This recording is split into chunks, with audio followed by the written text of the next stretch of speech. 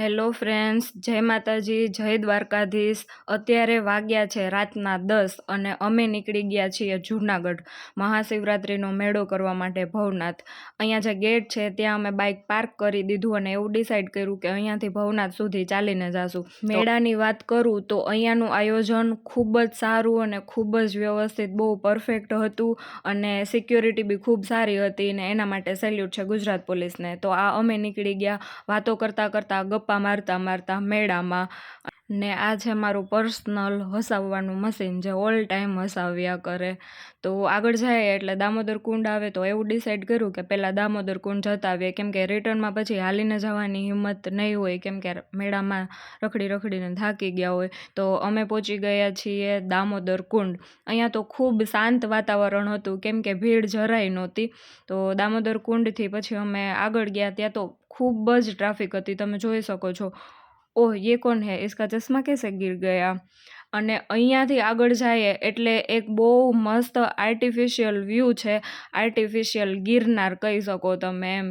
Photos અને video માટેનું બહુ મસ્ત પ્લેસ હતું. તો એ જોતાં અમે ગયા આગળ અને ફાઇનલી હવે અમે પહોંચી ગયા છીએ ભવનાથ. તો મેળામાં રેખડા હૈરા ફૈરા અને બહુ જ મજા આવી. ત્યાંથી આગળ જતાં એક પ્રોગ્રામનું ખૂબ જ સરસ આયોજન હતું, બહુ મસ્ત વોઇસ હતો. આ કલાકારનું નામ તમને ખ્યાલ હોય તો કોમેન્ટમાં કહેજો, કેમ કે આ કલાકારનું નામ તો મને નથી ખબર, પણ અમેઝિંગ સુપર વોઇસ હતો, બહુ જ મજા આવી. અને અંદર તો પગ મૂકવાની જગ્યા નહોતી, એટલી બધી ભીડ હતી. જોઈ લો પ્રોગ્રામની એક ઝલક.